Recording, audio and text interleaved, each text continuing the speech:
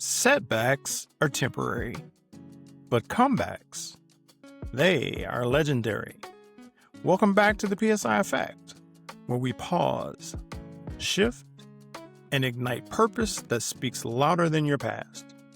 This is Neug, and together with Franky, we're your hosts in this space, and your comeback starts now.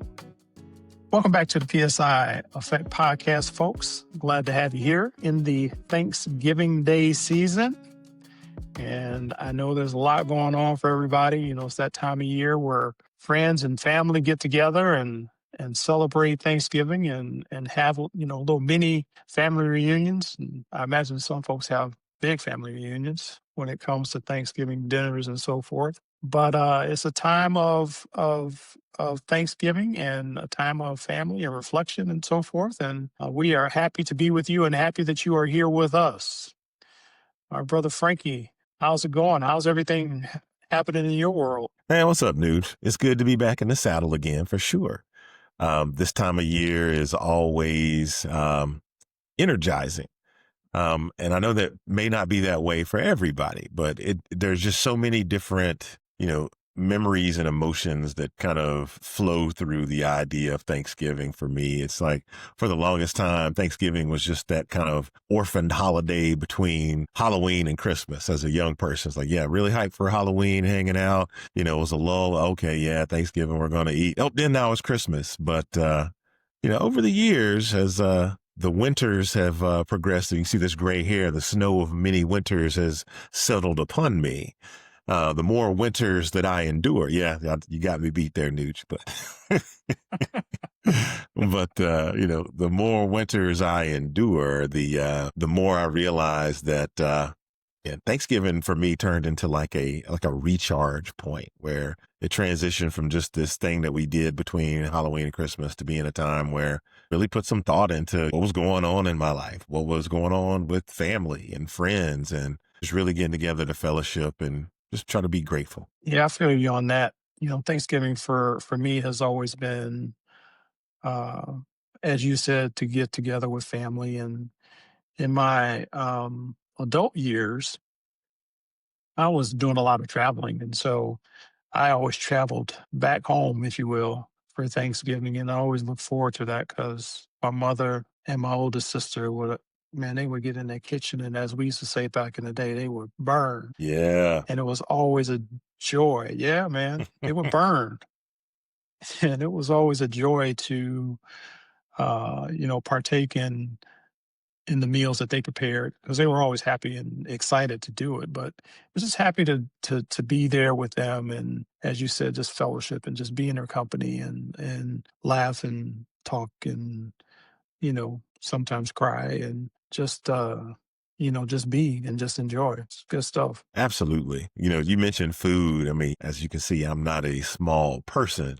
So food is a very strong word in my everyday vocabulary. And I just want to find out, what was your favorite food when your mom and sister would get in there and cook? What was your favorite thing they would whip up for you? Well, my mother always wanted to have string beans. She liked string beans, and she would put some smoked meat in there, some smoked turkey meat or something, and cook that up. That was always very good. My sister, she could cook regular everyday food, but she would always make desserts. And I remember she used to make these. She called them cheesecake cookies, and it's just. The glutton in me just wouldn't stop. I just kept going, man. And, of course we'd have, the turkey and the dressing and the gravy and, all of those fixings, but, it was all good. But the biggest part, I think, was just being in their company because I really enjoy my family. Yeah, same, man. For me, my mom makes, it may seem simple, but the gravy that my mom would make every Thanksgiving, she'd make this gravy, this nice, rich, hearty, brown gravy with some smoked turkey meat in it. Sometimes there might be some chicken in there as well. And I could make a meal out of the gravy by itself. And that gravy has been known to start altercations when people are trying to take all the leftovers home with them after the meal. We actually have to put an APB out on people's gravy portions to make sure they're not taking all the gravy home with them. But again, the joy, the food is great, but really the food is around, the food is the centerpiece for what we're gathering Yeah. around to be with Yeah. family. And, like you said, laugh, cry, talk, play Uno like ruthless people, and just be together. Well, Frankie, unfortunately, during this time of year, there are many folks who don't have that type of story to tell. We have folks sometimes, I think, that are suffering because they either, family is has passed on, or family is estranged, or what have you. And I think some people really struggle through this time of the year, in very contrast to what you and I have been speaking about. And, Thanksgiving, of course, is a time of year when we talk about gratitude and being thankful for the many things in our life. And, I think there's some folks who find difficulty with finding gratitude because of their current situations, because of what happened to them in the past, or what have you. And so, I don't want it to be lost on us that, while this is a time that many of us view as a very fun and exciting and joyous time to be with our family, that there are a lot of people who don't have that in their lives right now. Yeah, absolutely. Holidays are complicated. It's not a one size fits all. And it's not just limited to Thanksgiving, but in our current context, we're talking about Thanksgiving. Holidays are complicated. It can be a mix of all these fond memories, and sometimes it can be a calendar reminder of hurt and pain. So yeah, I get it that sometimes the holidays aren't all happy and joy, and there aren't things that we can readily find to be grateful for. It's a little more difficult. And I think gratitude sometimes in and of itself is difficult because, especially if you're going through some really dark times, it can be very difficult to find something to be grateful for because you're going through some really, really hard times.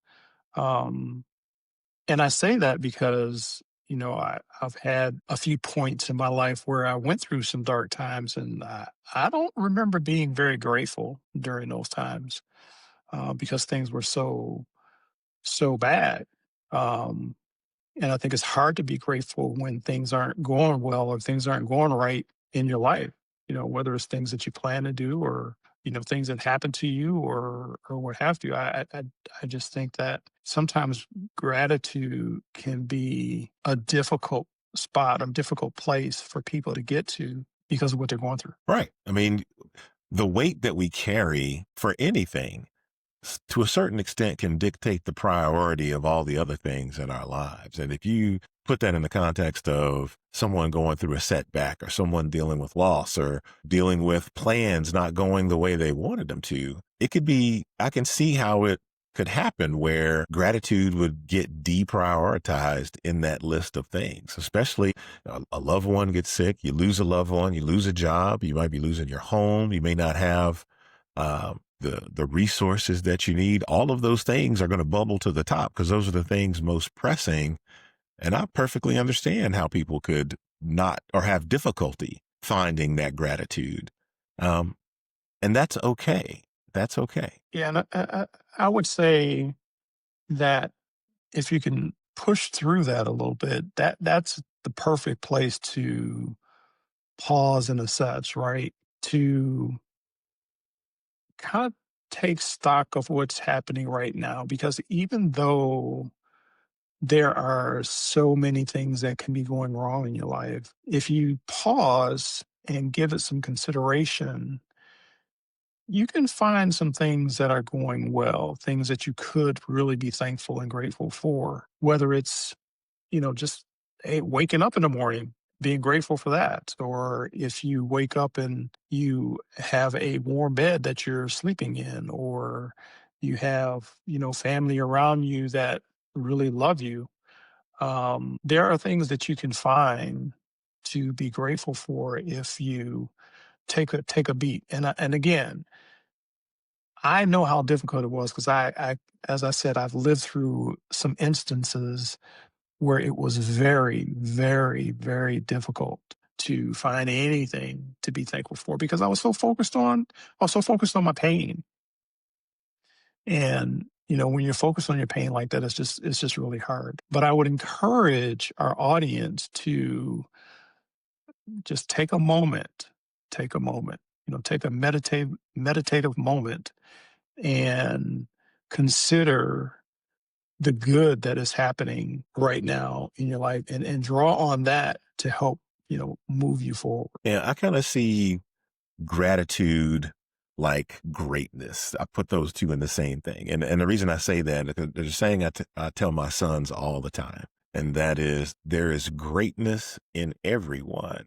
We just have to be willing to go get it. We have to be willing to delve within ourselves to go get that greatness. And I think gratitude can be viewed through the same lens.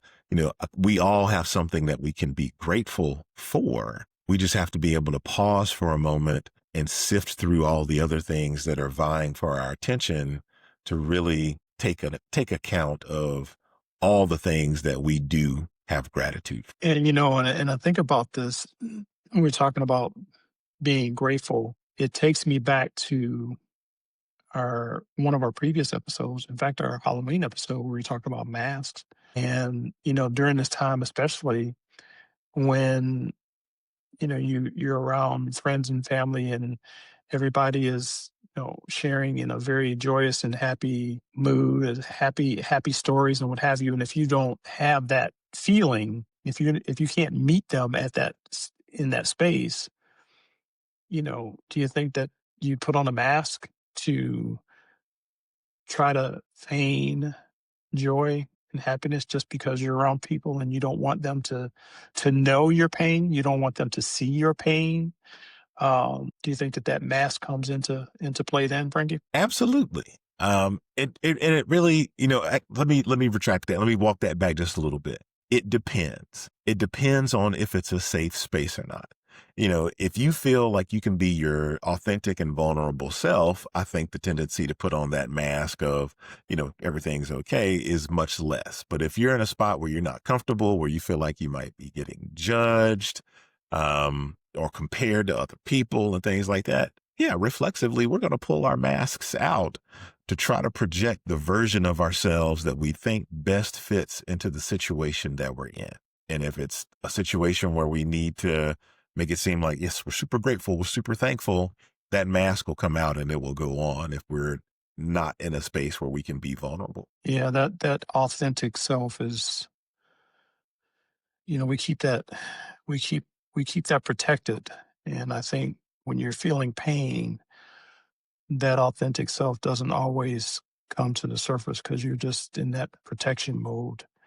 Um, but again, I think just take that meditative moment and reflect on where you are and what you do have to be thankful for.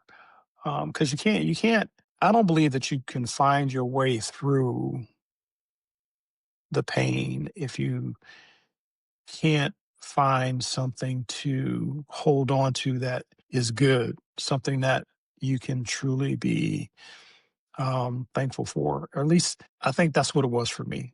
I think that I had to grab a hold to some of the good things that were happening in my life. And I remember um, I shared a little bit of this story back some years when I was really having a difficult time and, losing jobs and so forth. But I had a friend who, no matter what was going on in my life, I mean, that guy would, he would call me up, he would make me laugh. And, I was, not very, I was in a difficult financial place. He would take me to dinner and, those kinds of things. And it meant a lot. Right. And so I think that, people like him uh, really helped push me out of kind of the funk that I was in. And even though I was having a difficult time, I was able to grab a hold to those good times that he and I shared and, move forward in a positive way. Yeah, and I don't think it's realistic for us to sit here and try to talk about gratitude as if it's this panacea that's going to heal all of our wounds, this healing balm that's going to make all of the pain go away. That's not what gratitude does. But if we can find that gratitude while we're in the midst of our setback, I think it can catalyze change. I think it can be something to help us, dig our heels in and keep pressing forward. And while it may not take that pain away, it can help us deal with it more effectively or carry it in a more effective manner. Yeah, I think that's a good point. I don't think that it's a end all, be all, or however that statement goes. But I do think that it's definitely a wave that we can carry to the next level.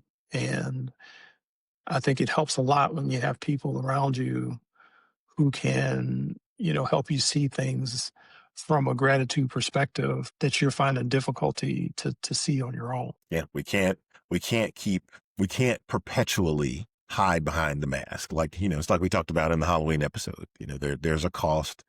And if we keep sugarcoating things, we're just going to be sugarcoating a problem. It's just going to be a sugarcoated problem. It's not going to be a solved problem. Okay, Frankie. So you talked about safe spaces, right? And being able to be authentic in that safe space, no matter what you're feeling. If you're not having a feeling of gratitude, if you're not feeling thankful, but having that safe space where you can still be your authentic self. And I think that's important, because I think that when you're being your authentic self, you can at least admit to yourself that,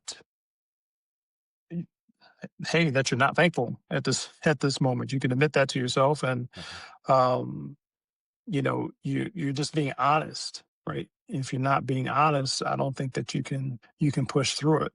And I think that gratitude actually can grow on you if you are being honest about yourself and about your situation. What do you think about that? Well, I mean, if you think about the defensive measures that we put up when we're not in a safe space, all of those things serve to be impediments to internal reflection. And we've talked about that in previous episodes. Internal reflection is one of our key starting points where we want to be able to find that pivot where we can start to shift. So if we've got all of these barriers in the way that we have to navigate around because we're not in a safe space, that's just going to impede our ability to potentially see an alternative path forward. So we have to be able to, kind of bridge that gap between what we're projecting and who we really are. And that can really only happen when we're in a safe space where we can let that projection turn off. And we mentioned before about journaling, and I want to bring that up now, because when you journal from an authentic place, who you really are, I think you can go back in that journal and find some things that might really surprise you and might really help you when you're down, when you're not feeling thankful about things. You can go back in that journal and find where you have maybe shared with yourself some instances that were more pleasant, happier times, more pleasant, and even some experiences that taught you a few things that you can use in your current state, right? Because sometimes we do lose sight of what we learned about life. And I think that going back through some of your journal entries may help you to see that you really do have more to be thankful for than what you give yourself credit for when you're in that, down and out situation. I agree. And there's a caveat, or maybe not a caveat, maybe more so a prerequisite for us to be able to get that level of effectiveness from our journaling. And that prerequisite is that our journal has to be a safe space. We just talked about safe spaces where we could be open and honest and be our authentic selves. Our journal has to be a safe space where we really write what's real. We don't try to write what, sounds good or looks good. We're open and honest about what's going on with us in a situation. And only if we're being real in our journal can we really see that benefit when we look back and, see where we've been, what we've been through, what we're coming from. And we're not seeing this kind of fairy tale that we tried to paint for ourselves in the journal. That's a good point, because I can tell you, I know I've had some journal entries in the past that I had to go back, cross out, and be like, Nooch, that it wasn't like that. That's not how you really felt. What you talking about, Willis? I know I've had to do that. Yeah, right. What you talking about, Willis? I know I've had to do that, right? Full transparency. And it's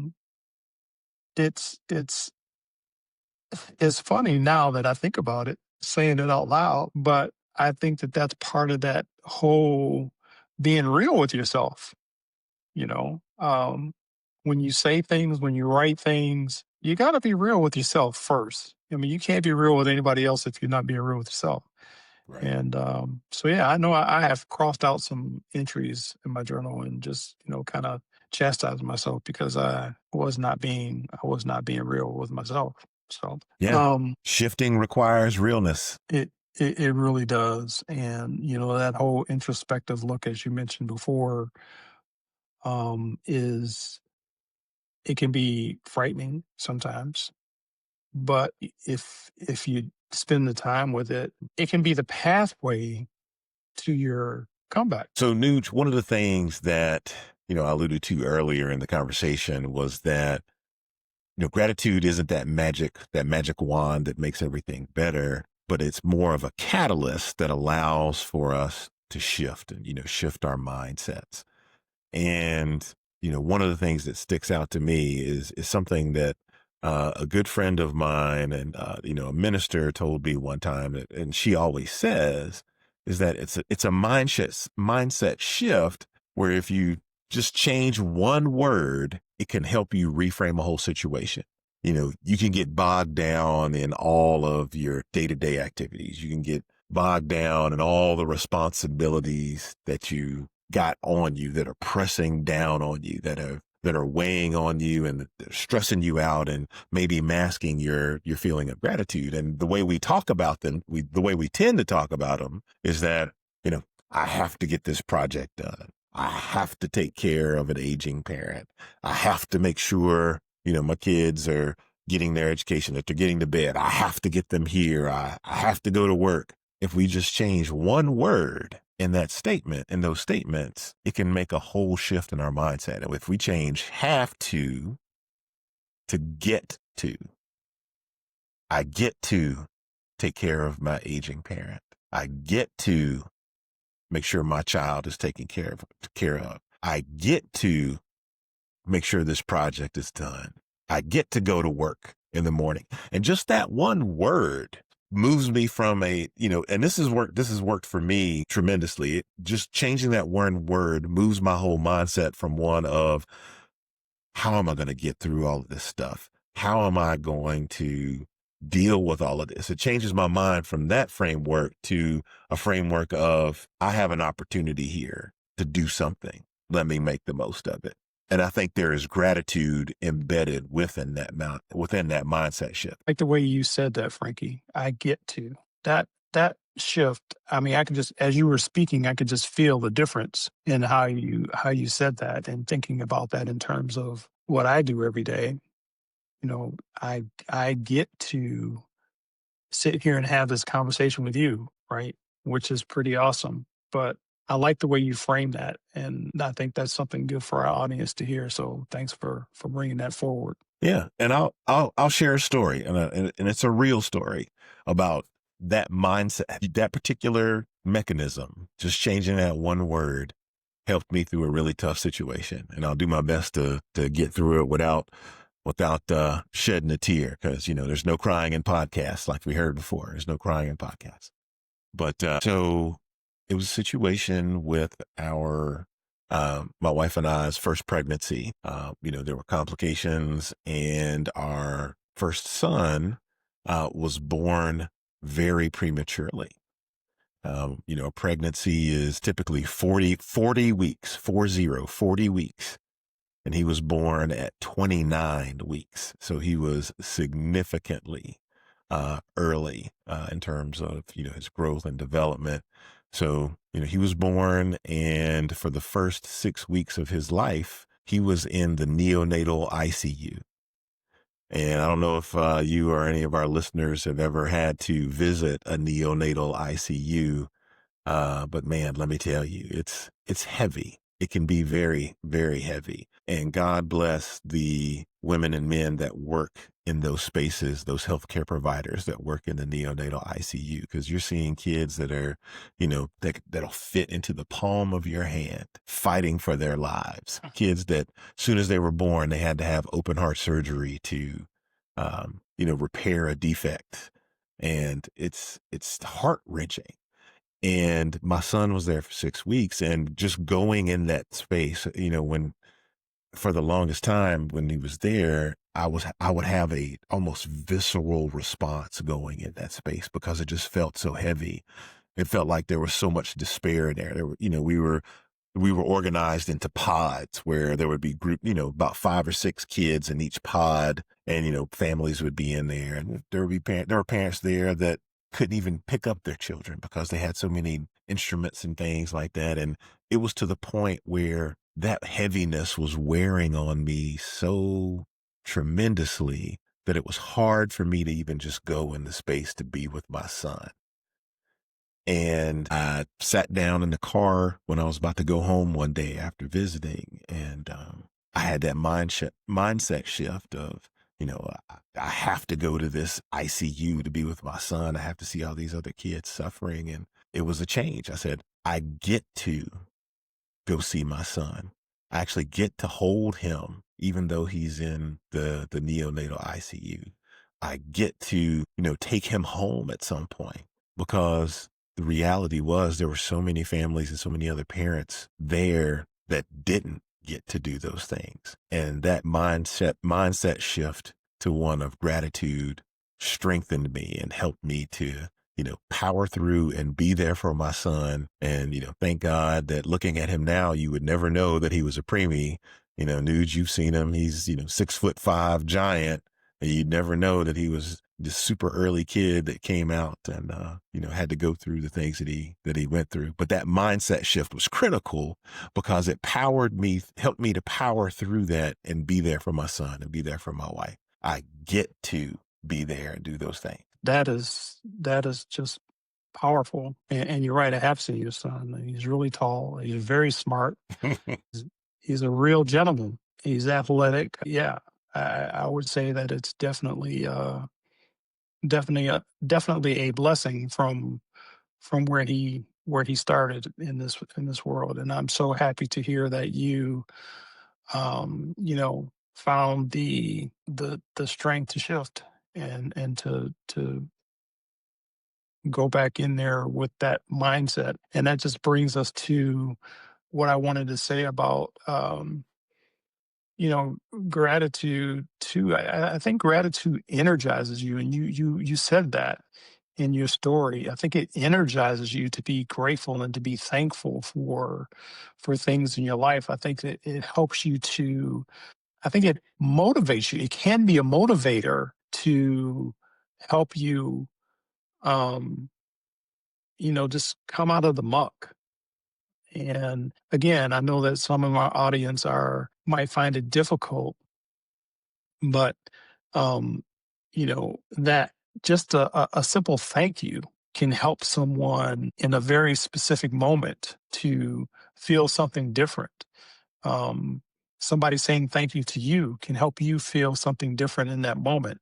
And so gratitude is a powerful, it's a powerful thing. It's a powerful emotion to be thankful and grateful. And so, I encourage our audience to have a listen to your story, listen to it again, and see where in their life that they can change that phrasing to "I get to," because that's a very powerful That's a very powerful story, and I think that it has a lot of meaning for a lot of people. It certainly has a lot of meaning for me, just the way that you laid it out. And I agree wholeheartedly with the power of gratitude. And despite how powerful it is, it's not always going to be something grandiose, right? That gratitude can Hmm. start with something super small. You said something as simple as saying thank you. That small seed of gratitude can grow into something magnificent. You think about the cartoon meme of you start a small snowball at the top of a hill, and then by the time it gets down to the bottom, it's this giant boulder of snow running through the cartoon character. That's the type of momentum you build with just a small step. One small step, one small piece of gratitude, one small sliver of gratitude that you can find starts a chain reaction that can move us forward. That's cool too. Yeah, powerful, and that momentum shift, I think is. I mean, you hit the nail on the head with that one, Frankie. You really did. Um, so yeah, again, I invite our listeners to listen to your story more than once and try to glean something from what you said to apply to their life and use that phrasing. I get to. And that is so true, because you didn't have to wake up this morning. If you hadn't woke up this morning, you wouldn't have gotten to do anything. That's right. So I get to. Good stuff. All right. And you also said that gratitude is not this grandiose kind of thing. It's not. But gratitude is not. It's not fragile either, right? Um, it it it'll burn steady. It'll burn steady through the pain. It'll burn steady through the progress, and it'll burn steady until you find peace. I like that. It can give us another lens through which we can kind of look at the things that we've been through. While it's burning steady, while it's that metaphor you just made me think about, it's a light, it's a candle shedding light on things. And if we use that light of gratitude, looking back at the past, it can help us reframe that past where we've been. Past hurts, past hardships, past things. A sense of gratitude can help us to look at those things differently and change our perspective on them. True, true, true. Just remember that gratitude is not going to erase your pain, but it can certainly help you reframe it, right? Look at it in a different light. I get to, right? You can be thankful in the middle of your comeback. Um, and it may take some time, but that gratitude, that thankfulness is there for you. And lean into the good things that are happening to you, the good things that you have in your life, whether they're material things, whether they're emotions. Um, if you're on an exercise regimen that you have not been on an exercise regimen in a while, and you can do, one push up today, and in 3 or 4 days you can do 5 or 6 or 8 push-ups. I mean, be thankful that you can do 8 push-ups today versus the one that you could Mhm. do a few days ago. So just lean into those things, and surround yourself with people who have who shares your same values, who love and care for you, your authentic you, and they're authentic in their caring. They're authentic in their friendship, in their love for you. And journal. I'm gonna keep pushing that home, because I think that is uh, something that can help you to identify some things that you may be struggling with. And again, as Frankie and I have said many times before, we are not therapists. We are not licensed therapists or anything like that. We just talk about life experiences that we have had. And so we hope that you can grab a hold to just one little golden nugget that we share, and that it can help you uh, on your journey to your comeback. And one of the things you touched on there, you're talking about journaling. I just want to throw this out there. I know for me, the vision of journaling is, I have a separate book. I actually have one of my journals right here. Got nice little pages in it. I get a pen. I write in my journal. But doesn't have to be the case. We carry these magnificent pieces of technology around with us all the time. Laptops, you can type notes. If you've got your phone, you can use a note app on your phone as your journal. Or heck, even if you don't feel like typing, you can dictate. You can use the voice recorder to, record your thoughts that way. So there doesn't have to be a barrier to entry for being able to journal. The thing about journaling is you are trying to preserve your thoughts, your mindset at a particular time so that at a later time, you can go back and reflect on it. And there are lots of different mechanisms we can use for that. So don't feel like you're limited to just using a pen and paper. Absolutely. Good stuff, Franky. Well, I think we're at the end here, and I think it's been a good conversation, and I hope and pray that our audience was able to grab a few nuggets here today that we have shared with them. And before we part ways, Franky, any final words you want to share with our audience? Well, actually, I'd rather pose a question to you, sir. And being that it is our Thanksgiving special episode, one of the things that, when I met my wife's family for Thanksgiving for the first time, that I really enjoyed is that, we were there and, we had held hands and we went around the circle and everybody was able to just express one thing that they were thankful for, what they were grateful for. So, Neug, as we head into Thanksgiving, what's something that you're grateful for? Well, Franky, I have many things that I am grateful for. And I think that in these later years, I have come to learn that, my younger years, gratitude was, just something that I thought about. But now gratitude is something that I internalized. And I am truly grateful to be, I'm truly grateful to be alive. That's one. And I am grateful to be able to have this space that we can share with our audience, people that, some of whom we may know and some of whom we don't know, and be able to share our stories. And I'm just grateful that even though we don't see the transformation in people through what we've been able to share through this episode and over the last episodes that we have presented, that folks have received something very powerful to help them on their journey to come back. Because this space here has been something really important, and something that I've been passionate about, and I know that you are too, to share and to help others. And so I'm grateful that I get to have this space and share this space with you and to impact the lives of people that listen to us. Awesome, awesome, awesome. I am grateful for family.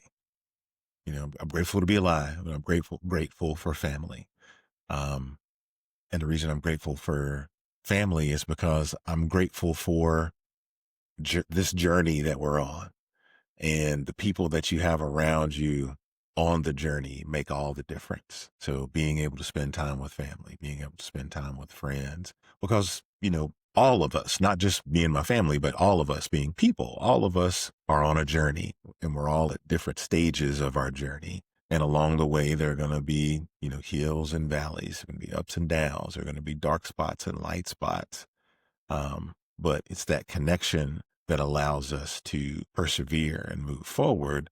And that's something that I'm always going to be thankful for, that connection. I get to be around people like that. I get to be in this space with you where we can talk about things that matter and things that can hopefully help other people's author their own path forward as they effectively navigate the journey, as they chase their dreams. And that's what I hope our audience is doing, our listeners are doing, is finding new ways to chase their dreams. Fantastic. Okay, so for our audience, go out, practice gratitude this week, right? Say thank you for the smallest things. Say thank you for something that you just haven't received in your life yet. Say thank you for your healing breakthrough. Say thank you for the peace that you may not be experiencing, but that you know that is coming. Be thankful, pay it forward to others, because you just never know who else in this life could use a little thankfulness and a little gratitude to help them as well. So, Franky, tell our PSI family where they can find us, where they can find this podcast. Well, if they extend the invitation, they can find it around their table at Thanksgiving, because, we'll come by and eat, if you send us the invitation. But, Right.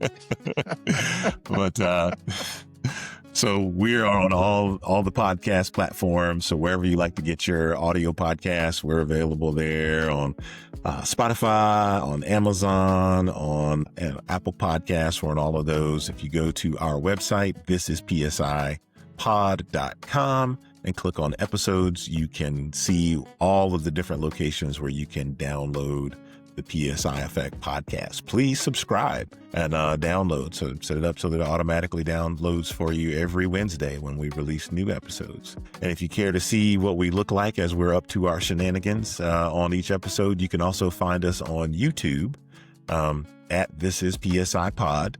You can find us there, like and subscribe, as well as on social media at This Is PSI Pod. We would love to hear from you. Don't hesitate to drop comments and share your stories with us. We love sharing with you in this space, and we would love for you to kind of share some of your insights as you're navigating your journey along the way. Perfect. Thank you for that. All right. Well, folks, just remember that, setbacks, those are temporary, but comebacks are legendary. And until next time, be brave and go out and rise on purpose. Happy Thanksgiving, y'all. Thank you. Thanks for joining us on this episode of the PSI Effect Podcast. This show doesn't happen without you, and you can connect with us via Spotify, iHeartRadio, or wherever you get your podcasts. Visit our website at thisisPSIpod.com and find us on YouTube and social media at This Is PSI Pod. That's at This Is PSI Pod. Until next time, remember, be brave and rise on purpose.